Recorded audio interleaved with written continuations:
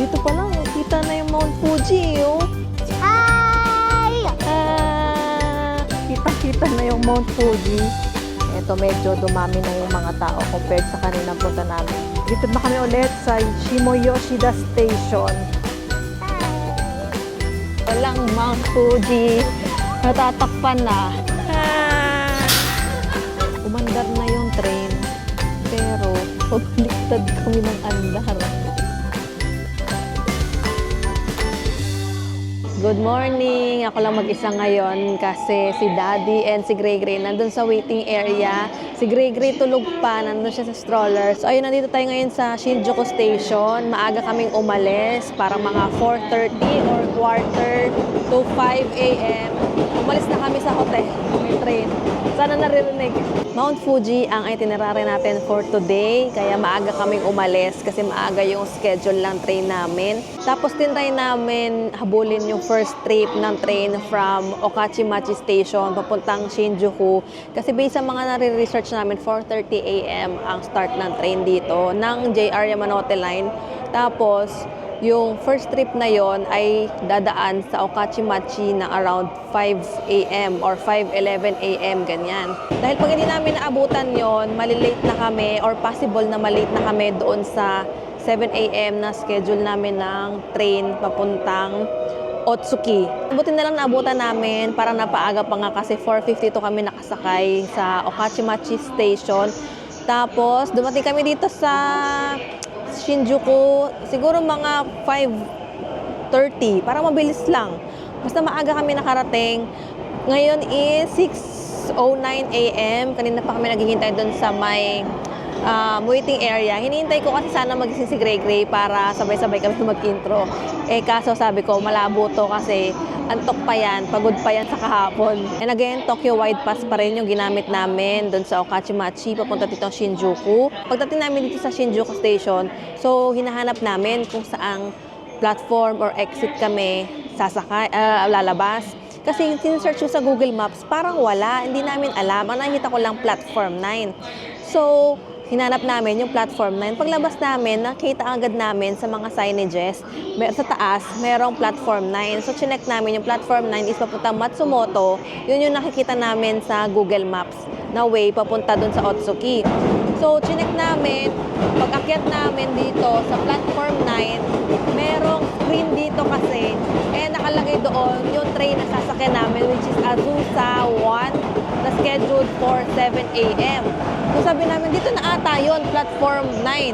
And wala rin kaming matanungan kasi walang mga staff dito. Kahit doon sa baba, wala. Nagtataka lang kami, hindi kami nag-exit. As in, pagka baba namin sa Shinjuku, diretso na dito. Tapos, walang exit ng Tokyo Wide Pass. So, wala ring entrance para doon sa train. So, connecting line ba talaga to?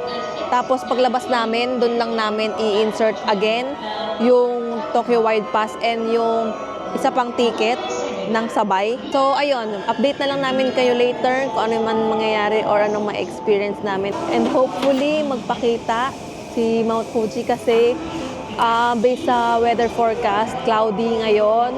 Noong mga nakarang araw nga, ang weather forecast umuulan. Pero sana wag naman umulan and sana kahit konti man lang magpakita si Mount Fuji.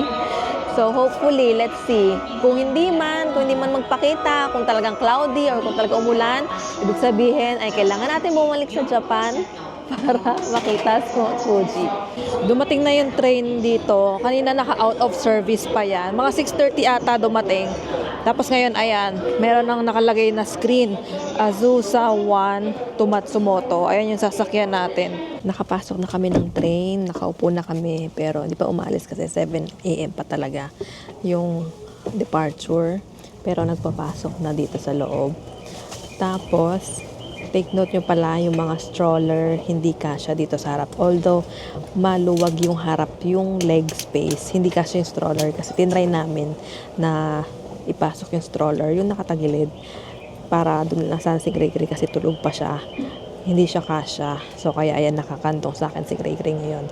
Again, wala kaming seat na kinuha para sa kanya kasi libre pa naman ng 0 to 5 years old. Pero syempre depende sa inyo kung gusto niyo kuhanan ng seat, yung 5 years old and below, pwede naman.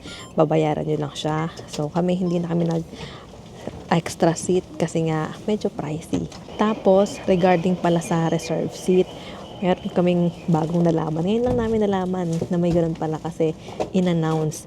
So, dito sa mga cars, merong ilaw sa taas. Hindi ko napansin kung kahapon ba yung Shinkansen may ganyan din. Hindi ko napansin. Pero may ilaw sa taas. Papakita ko. So, di ba ito yung harap ng train? Ito kasi nasa dulo kasi kami kaya walang upuan sa harap. Pero ito yung harap, 'di ba? So sa taas, merong ilaw diyan. Ayan, merong green.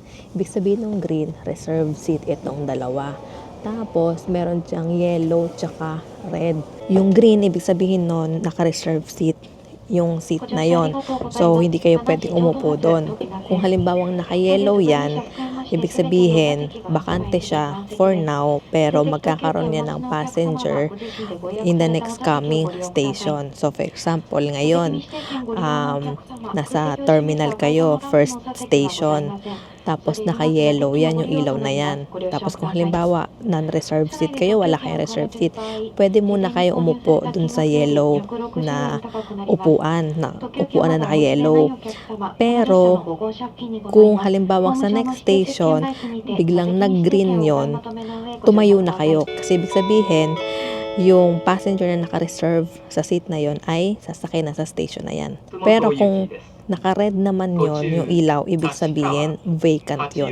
Pwede nyo siyang upuan. So, kung halimbawa, ngayon, naka-red, upuan nyo siya. Tapos sa next station, naka-red ulit, pwede pa kayo umupo. Pero sa next station, biglang nag-yellow, ibig sabihin, sa next station ay may passenger na napapasok. Parang gulo na pagkaka-explain ko. Basta ganon, yung green, reserved seat siya, hindi siya pwede upuan. Yellow, currently, wala pang pasahero, pero possible na may dumating na pasahero sa mga susunod station kasi ni-reserve yung seat na yon. Red is vacant, walang naka-reserve doon or walang pasaherong uupo doon, pwede niyo siyang upuan. Pero take note na possible na maging yellow yon or maging green sa mga susunod na station.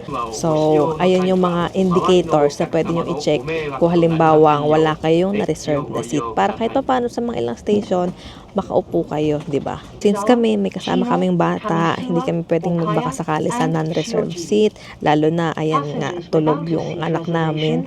So, best option talaga namin ay ang reserved seat para sure na meron kaming maupuan sa buong biyahe. Ayan, nasaktong 7 a.m. Umalis na yung train.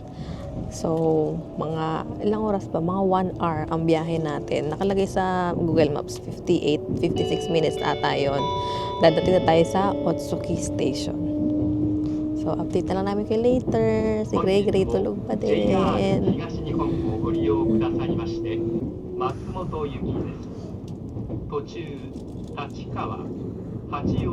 So, nakababa na kami dito sa Otsuki Station and 1 hour nga yung biyahe or 58 minutes lang ata kasi nakababa kami mga 7:58, ganyan. And it's 8:02 a.m. Tapos, ayan, usok check. Ang lamig dito. Maaraw. Ayan, no, maaraw. Pero ang lamig. Mas malamig siya dito kaysa compared dun sa city. O, si Gray Gray daw. Gising na si Gray Gray eh. Usok check. Si Daddy. Si Daddy. Usok check, Daddy. Usok check. Usok check.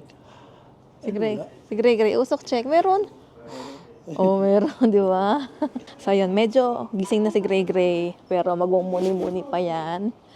Kasi nagising lang siya nung pagbaba namin. Merong exit dito, pero hindi pa tayo exit dyan kasi yung signage nakalagay, diretso pa dito, yung Fuji-Q Railway. Ayan, merong note dito, Japan Rail Pass, ay hindi pwede sa Fuji-Q Railway. Tokyo Wide Pass, yes, pwede as long as valid pa yung Tokyo Wide Pass nyo.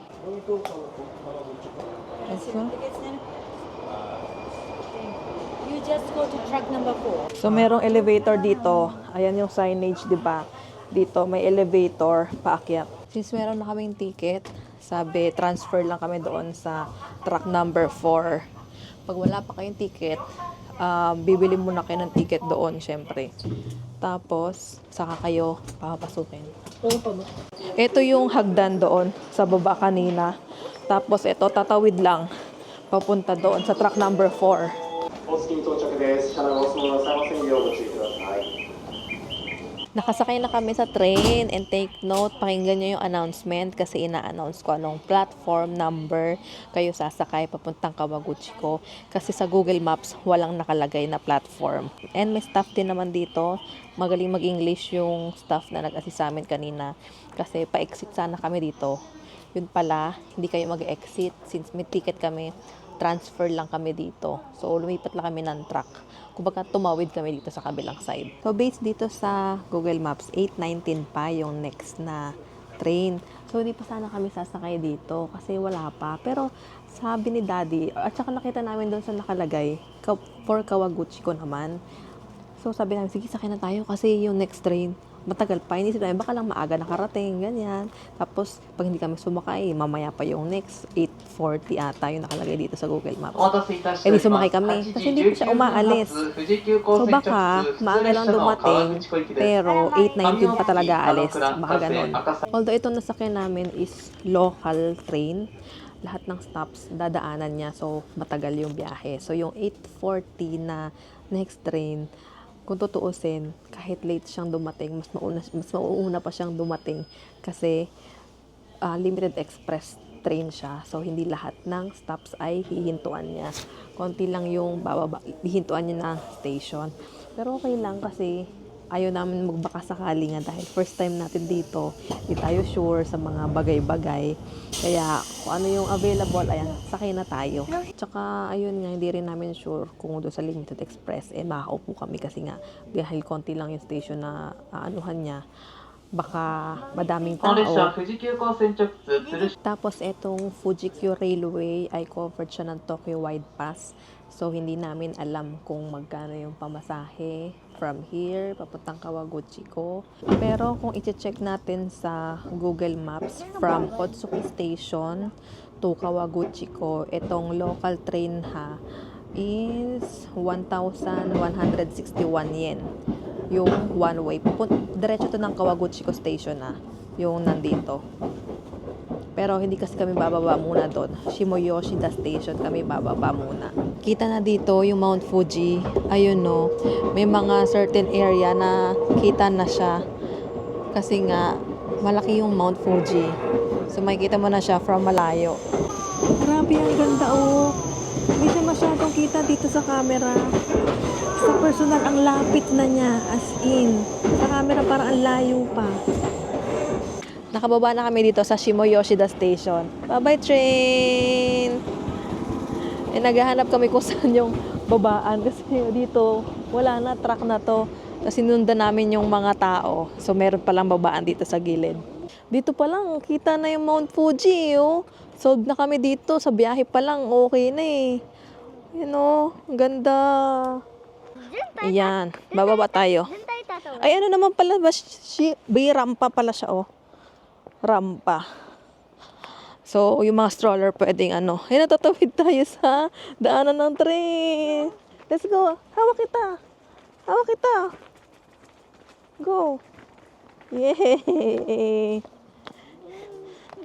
Ayan na yung exit. May mga signage na dito, oh. Ano yung mga pwedeng puntahan.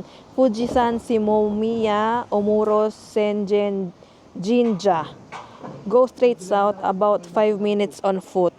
Meron din ditong bike rental. Bicycle rental service, Q-bike, 1-day pass. Kaso wala nakalagay kung magkano. Prepare your ID. Ay, din pala, 4,400 yen per day. Merong map dito nakalagay kung ano mga pwede nyong puntahan. Ito ata yung parang sightseeing bus nila na pwede nyong sakyan kung magtutour kayo. Ayan no, may time schedule dito. Andito tayo ngayon sa Kanadori. Ayan o. Saan ba yung Ay, ito pala. Andito tayo ngayon sa Shimoyoshida Station, Churito Pagoda.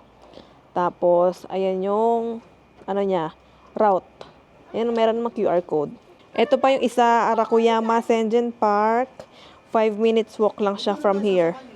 Merong group tour dito na dumaan. Feeling ko pupunta rin sila doon. Kasi ayan may signage, Arakuyama Sengen Park. So sundan na lang natin sila. Maraming mga sikat na photo location dito sa Mount Fuji. Pero actually kami kahit saan tayo pumunta, basta kita itong Mount Fuji, okay na kami. Yung hindi na kami mag-ano ng mga talagang tourist spots. Kasi alam nyo na, maraming tao. Tapos yung isa yung pagoda. Paakyat kasi yon. So wala talaga kami balak pumunta doon kasi paakyat siya. Mapapagod lang kami doon. I think eto na yon, yung Arakura Fuji Sengen Shrine. Pero hindi na kami aakyat sa pinakatuktok. Diyan lang kami magpipicture sa may parang Torii Gate. So andito na kami sa may pinaka gate, andito sa taas. Pero meron pang paakyat doon sa pinakataas. Parang yung park ata nandoon. Or yung mismong shrine baka nandoon pa. Pero dito ang ganda na ng view. Ayan o. Ganda. Pwede na kayong pumwesto dyan. May mga nagpipicture na dito. Diyan, yun yung background. Hi! Hi! Mount Fuji! Maraming mga tour na pumupunta dito. Pero may may downtime.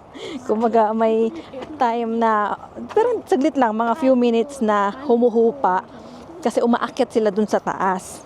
Kumbaga ubos na yung oras nila dito, aakyat na sila. So yung downtime na yon, nagpicture-picture kami ng kami lang, nasosolo namin. Tapos maya-maya may dadating na naman na bagong group tour.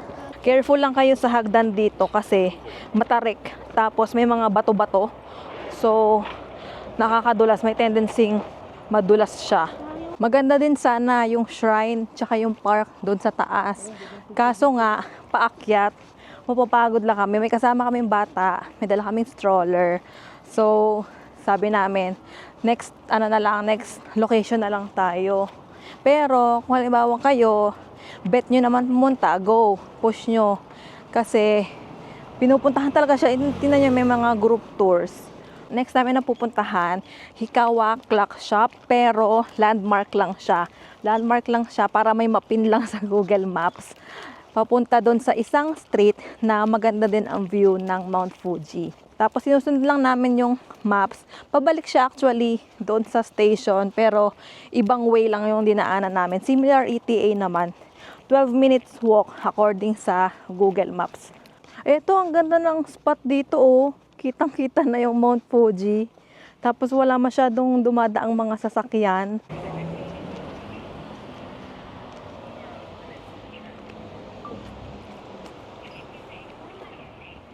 Ang tahimik na dito, bahayan na dito eh.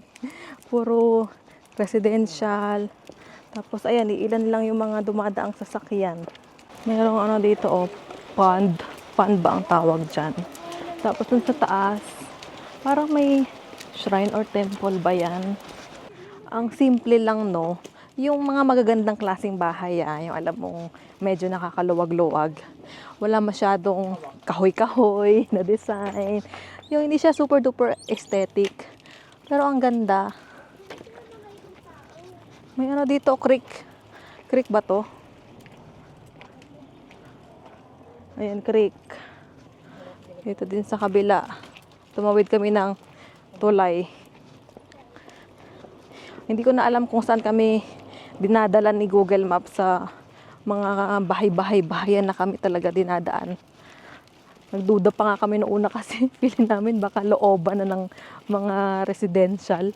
Pero ang sarap maglakad-lakad kasi ang lamig, tsaka ang tahimik. Tapos alam mo yung feeling lokal ka kasi kami lang yung nandito. Wala masyadong tao. Ito parang apartment. Ito na ata yun kasi may mga tao na yun na nagpipicture eh. Ayan oh, kaliwat kanan, may mga nagpipicture. Wait lang, may stoplight. Ito. Ito na ata yung isa pang sikat na picturean, Honcho Street. Kasi Honcho nakalagay doon, Honcho 2. So ito na siguro yon. Kasi hinahanap ko yung Honcho Street sa Google Maps. Wala akong mapin. So ang nakita ko, Hikari Clock Shop. Sa mga nasa search ko mga videos So ito na ata yon. Siguro kung sino man ang nagbanggit nun, kung kanino ko man napanood yon, yung Hikari. Ay, Hikari ba? Hikawa pala, Hikawa Clock Shop. Kung sino man, kung kaninong video ko man napanood yun, sorry, hindi ko na matandaan kasi ang dami ko nang napapanood. Salamat sa'yo at napin namin ang location na to ng magandang view ng street at may Mount Fuji. Ayan o, ang ganda. So, pwede kayo mag-picture dito. Pero, ayun nga lang, daanan siya. Tapos, may mga nagbabantay dito to make sure you follow the rules kasi may pedestrian, may stoplight, and may mga sasakyan na dumadaan talaga.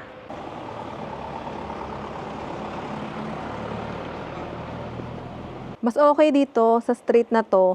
Kita din naman yung Mount Fuji dito. Tapos residential area siya. May mga dumadaan na sasakyan pa isa-isa.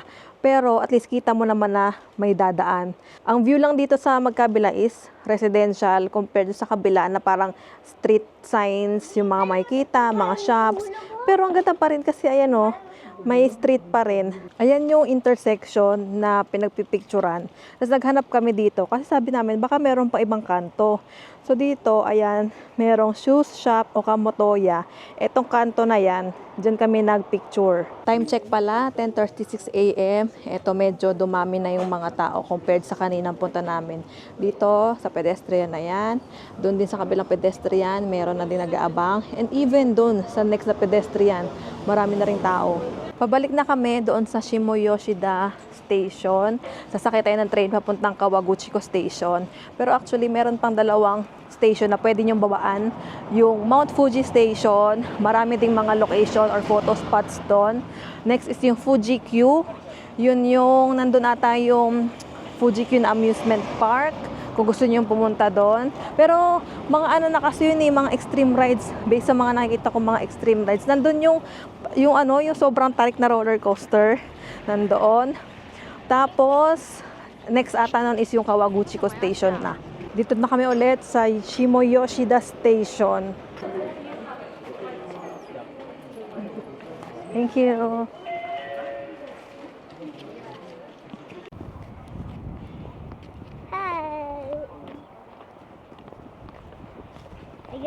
Nakapasok na kami dito sa station and wala sila nung ini-insertan nung Tokyo Wide Pass. Ipapakita nyo lang to para papasukin kayo. May staff naman doon.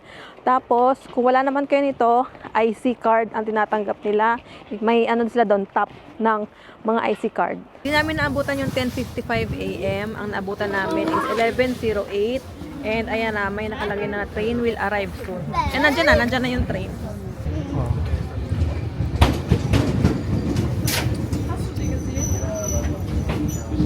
でってください、トレイでピーツプスタボタンミサイザドアピーツプスタボタンミサイザドア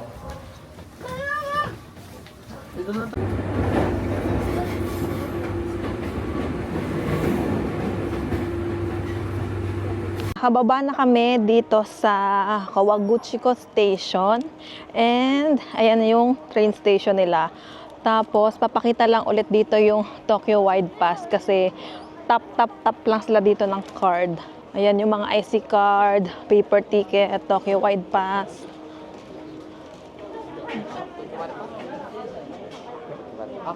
Thank you. Bye. Tapos merong bus stop dito, yung Kawaguchiko sightseeing bus. Merong red line, may blue line, and green line. Tapos ayan yung price. 3,300 ang adult, 1,650 yung child.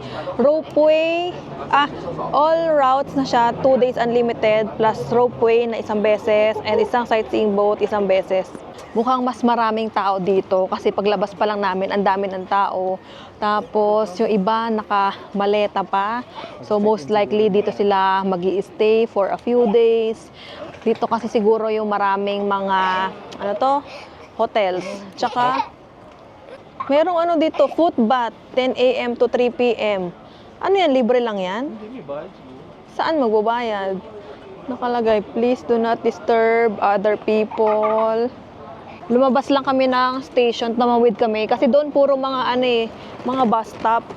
So dito, tawid tayo, lalakarin lang namin papunta sa Lawson na Kawaguchiko, yung sikat na Lawson. Hala, oo nga no. Ayan no, cloudy na dito. Hindi nakita yung Mount Fuji. Buti na lang may picture na tayo kanina. Sobrang lapit lang dito nung Lawson, no, sikat na Lawson. So paglabas nyo sa sa station, sa train station, kaliwang side. Tapos diretsuhin nyo lang. Ito na, tanaw na namin. Ayun nga lang, cloudy na ngayon. Maaraw, pero yung araw hindi natutukan ng clouds. Doon sa Mount Fuji, puro clouds na. Buti na lang meron na kaming picture kanina. Tinint! Ayan na yung Lawson and Mount Fuji. Where are you? Walang Mount Fuji. Natatakpan na. Ayan yung araw eh. Ito yung mga clouds. Ito na dapat yung Mount Fuji. Bili na lang muna kami dito sa Lawson dahil hindi pa kami nagla-lunch. Mag-alas 12 na. Tapos ito nakita ko to. Para siyang spam musubi. So, ito na lang kakainin ko. Pero meron silang mga rice meals. Tsaka ayan. Ang kaso, wala kasi sila dito dine-in. So, mahirap kumain ng ganyan. Ganito nangyayari kapag hindi kasama sa itinerary yung pagkain. So, kung saan maabutan ng gutom, kung saan may makitang mabibilan ng pagkain, kain tayo. Ito, mukha siyang spam musubi.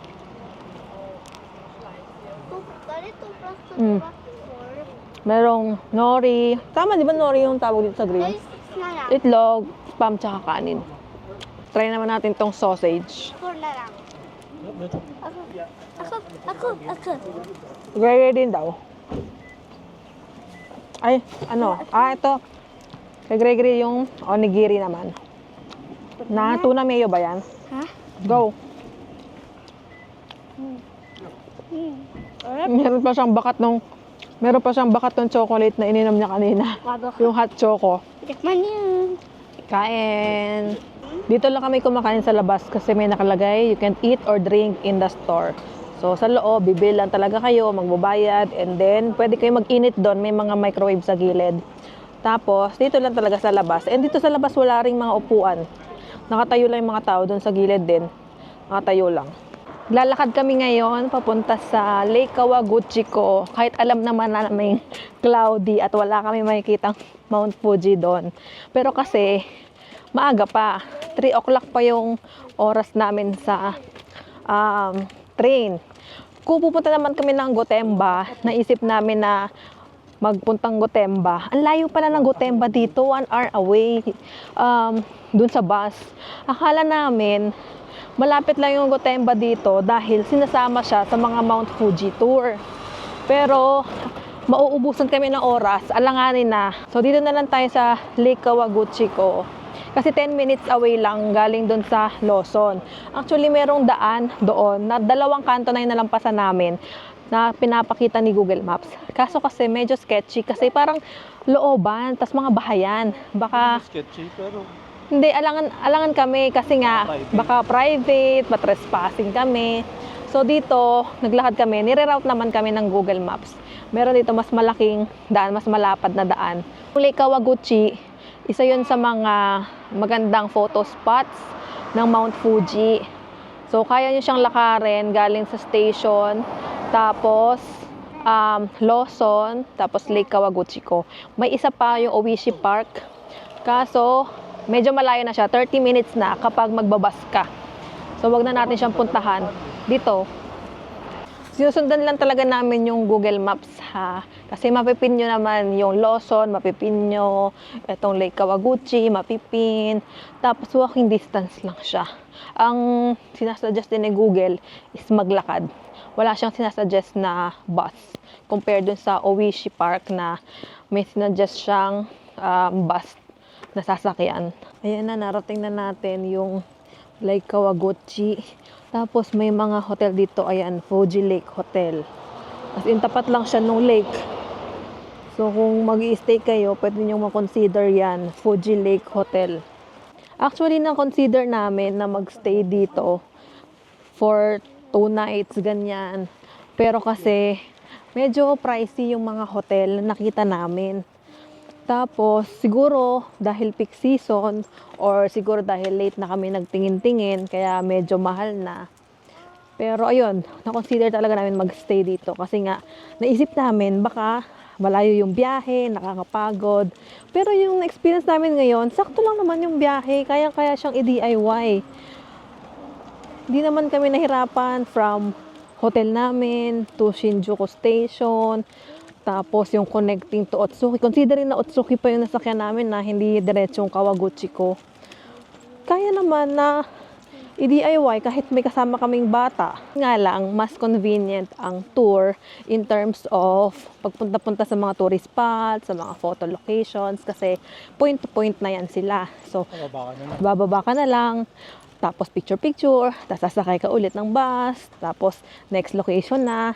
Unlike itong ginagawa namin na lalakad kami sa next location, tapos i-figure out pa kung saan yung daan or kung sasakay ba ng bus.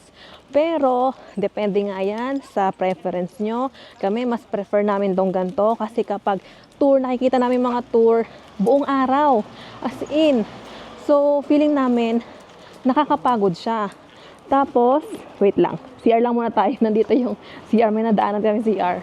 So, ayun nga. Mas convenient yung group tour. Kung gusto nyo talagang ma-maximize yung time nyo dito.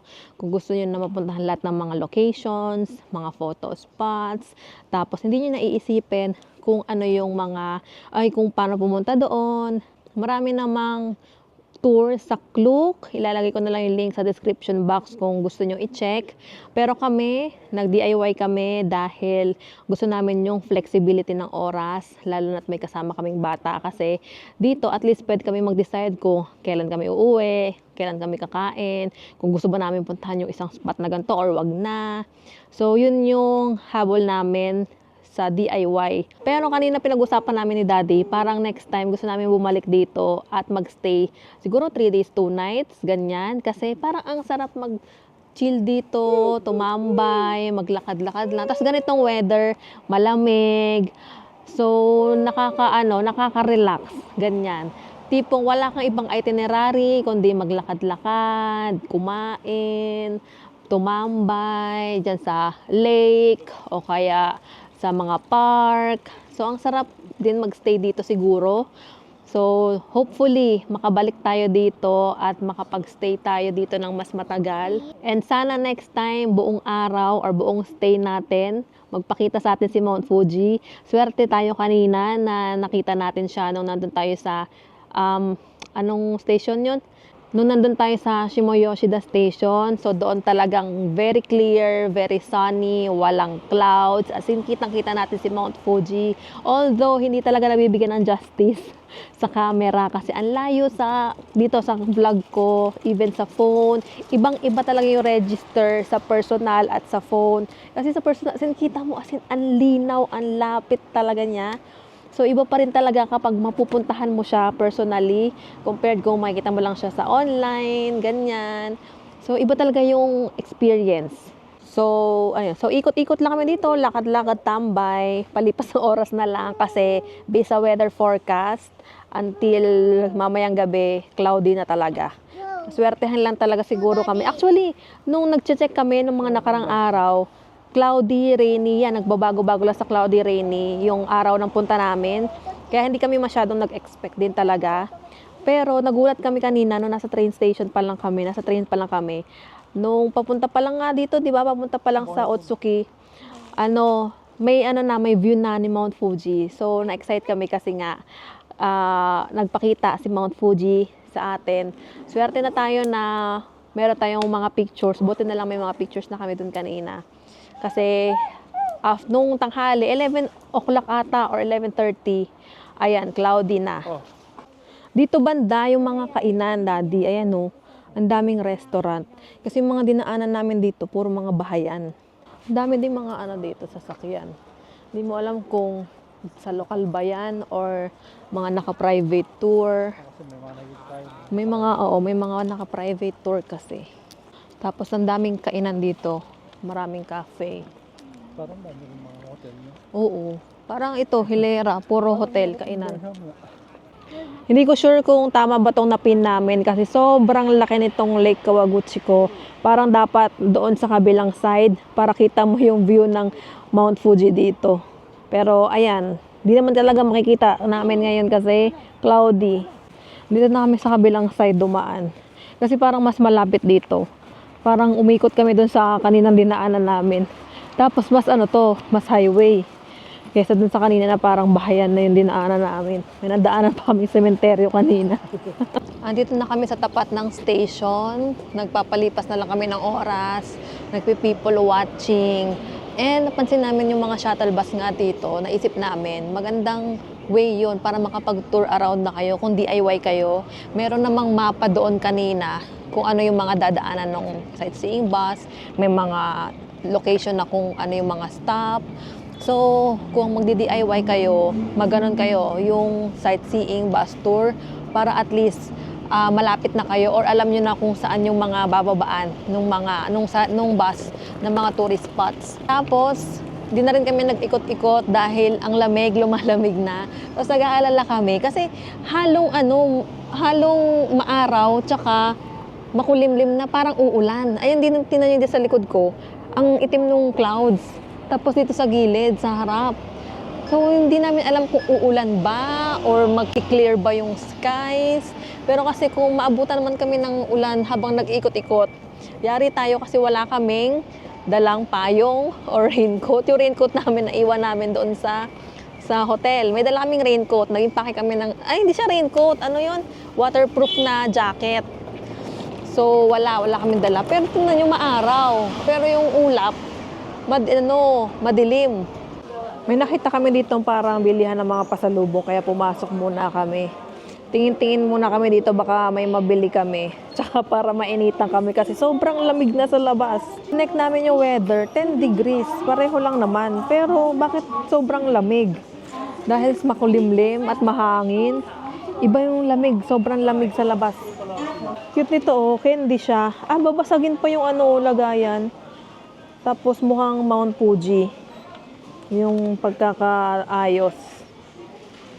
Tapos may mga ganito lollipop na Mount Fuji. Wala tulog si Gray Gray. Hindi siya makapili Ito ang cute. Kaso, hindi ko alam kung ano siya. Mukha siyang sabon. Pero nakalagay doon sa dito, elegant Japanese sweet inspired by Mount Fuji. Ay may mga iba-ibang flavor. Pero hindi ko alam kung ano. Wala nga Mukha siyang sabon. Pero wala rin translation kasi kung ano siya. Ito mukhang masarap Parang mga gelatin din. Ayan Kuzumochi. Dito. Ang cute naman nito. Crystal jelly candy. Ito daddy. Kaso parang matigas din. Ito naman mukha talaga siyang bundok. Tapos, i-slice mo siyang ganyan. Nakaisa siyang ganito. Tapos, i-slice mo. Isang ganito siya. Tapos, i-slice mo. Ayan, ganyan. Ito, ang cute, yung lagayan niya. Pero, laman ito? Cookies? Ito ba yung mga laman? Ganyan. Depende sa lagayan, yung price. Ito, 570. Ito, 180. Pareho, nakalagay cookie, Ay, 1.8. Cookie nakalagay Ito, 3 cookies sa isa. Meron pa dito, ganito naman yung box niya. Ang cute. Mukhang mga Mount Fuji. Meron din yung mga malalaki. Pero siya, separate isa-isa na balot. Ito, meron din. Cute naman, mga cookies. Talagang naka-shape ng Mount Fuji. Ito naman, chocolate. Ay, cookies din. Ito, meron silang KitKat, blueberry cheesecake na flavor. Bili kaya tayo nito, be. KitKat. Mount Fuji. Ayan, may Hello Kitty din na mochi, Ang cute. As in, naka-print yung Hello Kitty. Ito pa, cute. Ano to, tart? Parang tart niya ata to. Tart cookie, ayun nga. Fujisan tart cookie. Parang ang sarap. Grabe, Yung simpleng ganyan lang. Nagawa nila ng Mount Fuji style.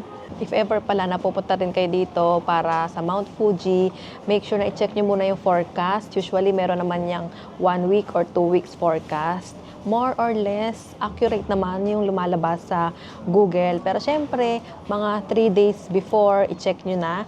Or kung gusto nyo, i-check nyo din everyday yung Mount Fuji live cam. Lalagay ko yung link sa dito o kaya sa description box para ma-check nyo kung ano yung status ni Mount Fuji, kung visible ba siya or hindi. As in live cam yon makikita nyo. So, ito siya. Ito yung website na yon. As you can see, maulap. Hindi kita si Mount Fuji. So, at least meron kayong idea kung ngayong araw ba ay makikita nyo si Mount Fuji or hindi. Swertihan lang talaga kung magpapakita si Mount Fuji. May iba ako nababasa sa mga groups na pangatlo, pang-apat, pang-limang try pa nila nakita si Mount Fuji. So, kung hindi nyo man makita si Mount Fuji, manifest na lang natin na makabalik tayo ulit dito sa Japan for another chance na makita si Mount Fuji. Katulad namin, kahit na nakita na namin siya kanina, nakapag-picture na kami, hoping pa rin kami na makabalik kami dito para as in buong araw makita namin siya and makapag-picture kami na nandito sa area na to. Kasi maganda rin yung mga picture spots dito sa Lawson, doon sa Lake Kawaguchiko, sa Oishi Park. So, hopefully, di ba? Sana makabalik tayo dito at mas clear ang skies sa pagbalik natin. Thank you. Pasok na kami dito sa train station kasi 3:30 na. Ay, ano oras na ba? 3:26. 3:39 yung schedule namin ng train. Let's go. Yes. Hi! Hi! So, nakasakay na kami sa train. And maaga sila nagpasakay kasi ito yung last station. Tapos, ang time ng... Oo. So, ang time namin is 3:39 p.m. And oras ngayon is 3:34. Nakapasok kami siguro mga 3:30. So, 5 minutes pa. Tapos, aalis na yung train. And, meron kaming kakainin dito na KitKat. Binili namin to doon sa Pasalubong Center. Kasi sabi ko, parang ang cute. Kasi, ano siya yung limited edition. Hindi ko alam kung limited edition, pero Mount Fuji special eh. Hindi ko alam kung dito lang ba to nabibili or baka meron naman sa iba. Pero ngayon lang kami nakakita ng ganito. So, try natin. Let's open. Let's open. KitKat. Wow. Okay, try natin. Isa muna. Mami. Wow, ang ganda ng color. Katulad nito, oh. Favorite color ko pa naman yung color blue. Ako din. Mami. Favorite color mo din ba yung blue? Ako mo yung camera. Sige. Anong lasa? Anong lasa? Is it sweet? Sour? Salty? Sweet? Patikim nga. Yung blue. Kenapa yung blue? Harap. Flavor niya, blueberry cheesecake. Pero parang hindi naman siya lasang blueberry cheesecake. May. Iba. Umandar na yung train, pero pabaliktad kami ng andar. Although naiikot naman yung upuan, pero wala namang nag-ikot ng upuan. Lahat ng mga tao, pabaliktad. Oo nga no, hindi natin naisip na dulo to. So, pa ganun. Ano yun? Paano yun?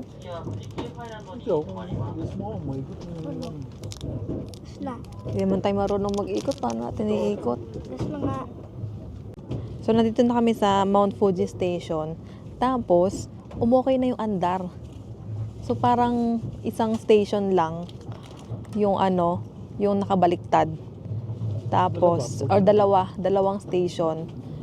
Tapos, from Mount Fuji Station, pa-diretso na. So, kaya siguro, hindi na binaliktad yung mga upuan.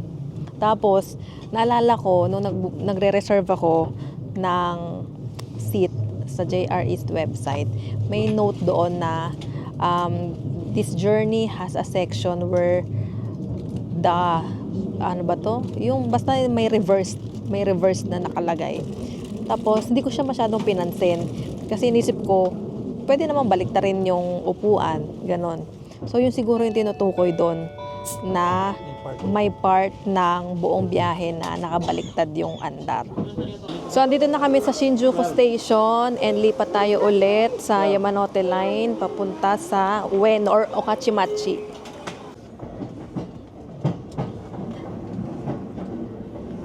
Bayin na to.